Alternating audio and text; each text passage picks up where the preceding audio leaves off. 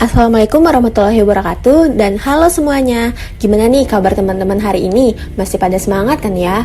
Kali ini kelompok 2 hadir buat menjelaskan materi tentang perencanaan sumber daya manusia dari mata kuliah Manajemen Sumber Daya Manusia, dibantu oleh dosen pengampu Dr. Rahma Yuliani, SE MSI AKSIE.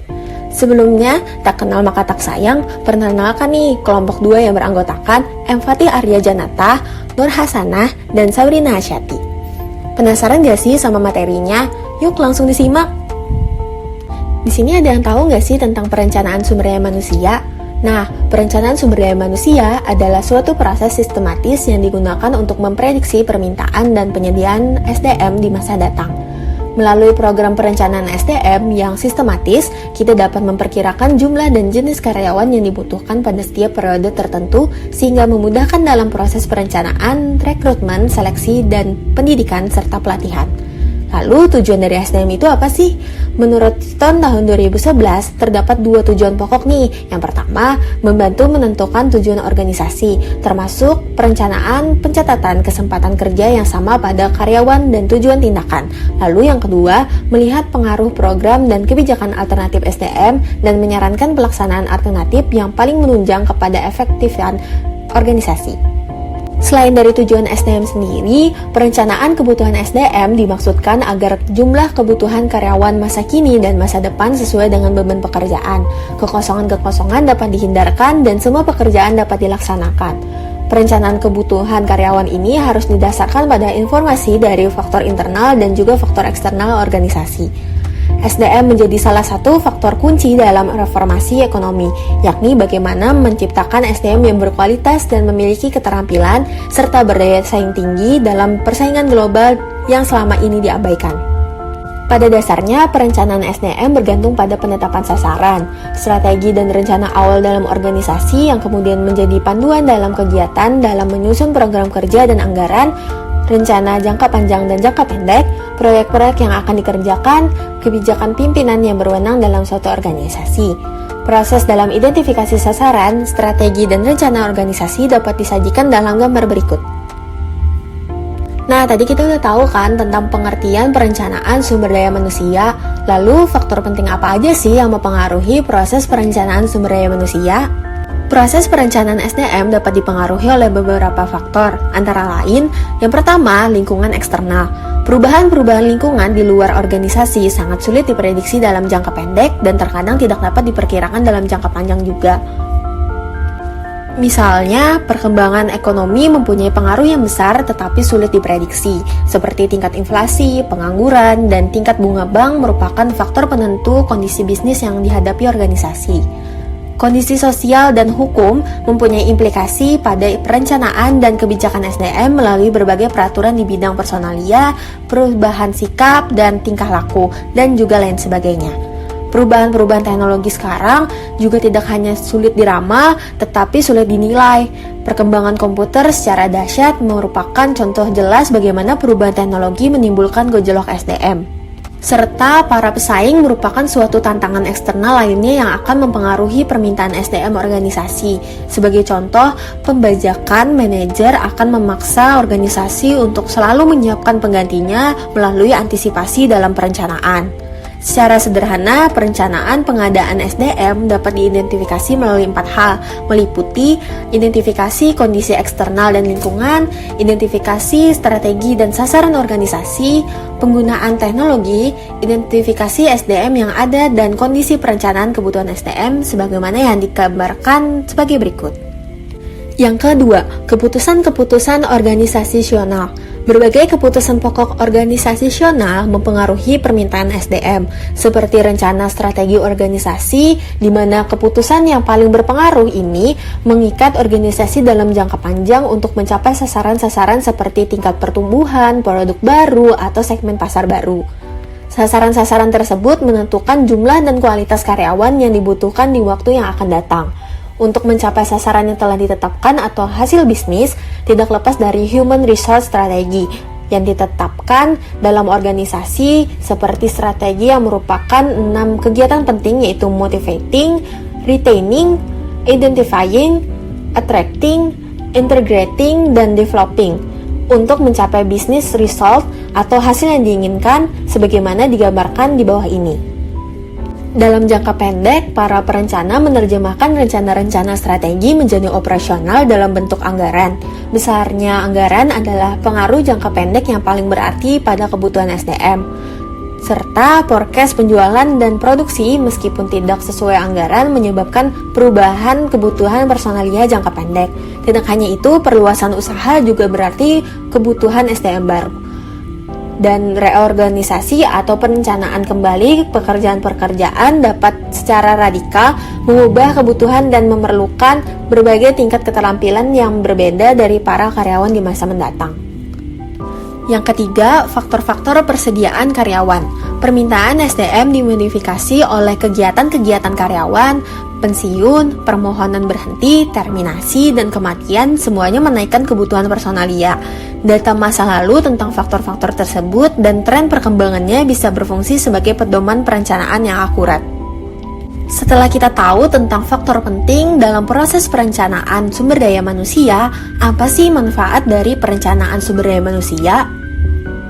Ada 6 manfaat perencanaan SDM, antara lain, yang pertama, perencanaan SDM diawali dengan kegiatan inventarisasi daftar SDM yang sudah terdapat dalam organisasi, sehingga perencanaan bisa lebih terarah dan teratur sesuai tujuan organisasi.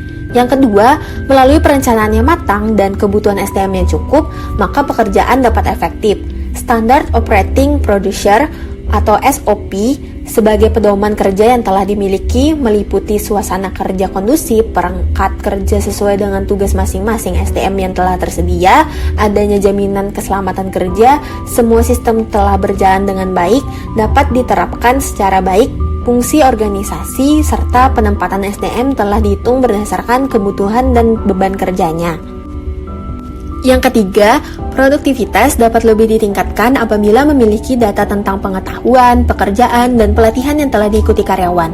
Dengan mengikutsertakan karyawan dalam berbagai pendidikan dan pelatihan, akan mendorong karyawan untuk meningkatkan produktivitas kerjanya. Yang keempat, perencanaan penentuan kebutuhan karyawan di masa depan, baik dalam arti jumlah dan kualifikasinya untuk mengisi berbagai jabatan dan menyelenggarakan berbagai aktivitas barunya nanti.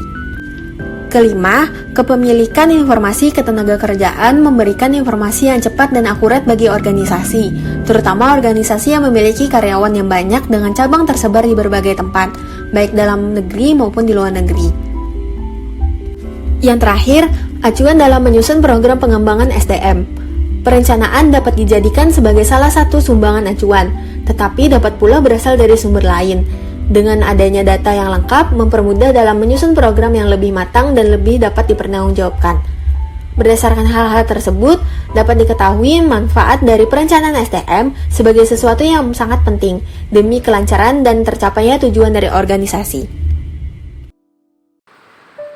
Proses dalam perencanaan SDM. Proses perencanaan SDM merupakan proses analisis dan identifikasi tersedianya kebutuhan SDM bagi organisasi. Kepentingan dalam perencanaan SDM ada 3, yaitu kepentingan individu, kepentingan organisasi, dan kepentingan nasional. Kemudian, ada 4 komponen yang perlu diperhatikan dalam perencanaan SDM. Yang pertama, tujuan perencanaan SDM harus mempunyai tujuan yang berdasarkan kepentingan individu, organisasi, dan kepentingan nasional, yaitu mengumumkan SDM yang ada untuk kemudian organisasi pada masa yang akan datang untuk menghindari mismanajemen dan tumpahan tindih dalam pelaksanaan tugas. Yang kedua, perencanaan organisasi merupakan aktivitas yang dilakukan organisasi untuk mengadakan perubahan yang positif bagi perkembangan organisasi. Perkembangan SDM dipengaruhi secara drastis oleh tingkat produksi. Tingkat produksi dari organisasi penyedia maupun pesaing dapat berpengaruh. Perambahan SDM perlu memperhatikan perubahan teknologi, kondisi permintaan dan penawaran, dan perencanaan karir. Yang ketiga, proses perencanaan SDM dan strategi SDM adalah alat yang digunakan untuk membantu organisasi untuk mengantisipasi dan mengatur penawaran dan permintaan SDM. Strategi ini memberikan arah secara keseluruhan mengenai bagaimana kegiatan SDM akan dikembangkan dan dikelola. Pengembangan rencana SDM merupakan rencana jangka panjang. Contohnya, Dalam perencanaan SDM, suatu organisasi harus mempertimbangkan alokasi orang-orang pada tugasnya untuk jangka panjang, tidak hanya selama 6 bulan ke depan, atau hanya untuk setahun ke depan. Alokasi ini membutuhkan pengetahuan untuk dapat meramal kemungkinan yang akan terjadi kelak, seperti perluasan, pengurangan pengoperasian, dan perubahan teknologi yang dapat mempengaruhi organisasi tersebut. Komponen yang terakhir, pengevaluasian rencana SDM. Jika perencanaan SDM dilakukan dengan baik, akan diperoleh keuntungan seperti ini. Good. Manajemen puncak memiliki pandangan yang lebih baik terhadap dimensi SDM atau terhadap keputusan-keputusan bisnisnya. Biaya SDM juga menjadi lebih kecil karena manajemen dapat mengantisipasi keseimbangan sebelum terjadi hal yang dibayangkan sebelumnya, yang lebih besar biayanya. Tersedia lebih banyak waktu untuk menempatkan yang berbakat karena kebutuhan dapat diantisipasi dan diketahui sebelum jumlah karyawan yang sebenarnya dibutuhkan. Adanya kesempatan yang lebih baik untuk melibatkan wanita dan golongan minoritas dalam rencana masa yang akan datang. Pengembangan para manajer dapat dilaksanakan dengan lebih baik. Sistem perencanaan SDM. Ada 4 kegiatan dalam sistem perencanaan SDM. Yang pertama, inventarisasi persediaan SDM. Pencatatan atau pendataan jumlah SDM yang ada dalam melaksanakan tugas di suatu organisasi. Atau dengan kata lain, pencatatan atau pengumpulan data tentang kegiatan, hasil yang dicapai, pendapat umum, sekarang atau yang sedang terjadi. Kemudian, kegiatan yang kedua adalah forecast SDM. Peramalan SDM berguna untuk memprediksi permintaan karyawan yang masa datang. Metode peramalan ketersediaan atau penawaran karyawan dari sumber eksternal terdiri atas perencanaan rekrutmen dan seleksi yang berasal dari dalam organisasi, dan yang kedua, pasar karyawan yang berasal dari luar organisasi. Kegiatan yang ketiga yaitu penyusunan rencana SDM. Penyusunan rencana SDM dapat diartikan sebagai suatu proses menentukan kebutuhan akan karyawan berdasarkan peramalan pengembangan, pengimplementasian, dan pengendalian kebutuhan tersebut yang berintegrasi dengan perencanaan organisasi agar tercipta jumlah karyawan, penempatan karyawan yang tepat secara ekonomis. Kemudian, kegiatan yang terakhir adalah pengawasan dan evaluasi SDM. Pengawasan dan evaluasi SDM merupakan fungsi yang harus dilakukan oleh setiap pemimpin terhadap karyawan untuk memastikan perencanaan dan pelaksanaan dalam organisasi. Dengan demikian, fungsi manajemen SDM ini sama pentingnya dengan perencanaan dan pelaksanaan. Pelaksanaan merupakan tindak lanjut dari perencanaan sesudah dilaksanakan, lalu menyusul kedua fungsi berikutnya yaitu pengawasan dan evaluasi yang dapat menyatakan apakah pelaksanaan sudah berhasil sesuai dengan yang direncanakan semula. Periode forecasting atau peramalan. Peramalan SDM harus dilakukan selama 3 periode perencanaan. Jangka pendek, menengah, dan jangka panjang. Periode perencanaan yang paling umum digunakan adalah jangka pendek, yang biasanya hanya selama 6 bulan hingga 1 tahun. Tingkat perencanaan ini rutin dilakukan di banyak organisasi karena sangat sedikit asumsi tentang masa depan yang diperlukan untuk rencana jangka pendek. Perkiraan jangka pendek ini memberikan perkiraan terbaik tentang kebutuhan SDM yang segera bagi suatu organisasi. Peramalan menengah dan jangka panjang jauh lebih sulit dilakukan. Rencana menengah biasanya memproyeksikan 1 hingga 5 tahun ke depan, sedangkan rencana jangka panjang melampaui 5 tahun. Peramalan kebutuhan sumber daya manusia, permintaan. Sampai saat ini, fokus utama peramalan sumber daya manusia adalah pada peramalan kebutuhan sumber daya manusia atau kebutuhan sumber daya manusia organisasi. Peramalan permintaan dapat bersifat judgmental atau matematis. Permintaan karyawan dalam organisasi dapat dihitung secara keseluruhan atau berdasarkan kebutuhan masing-masing unit dalam organisasi.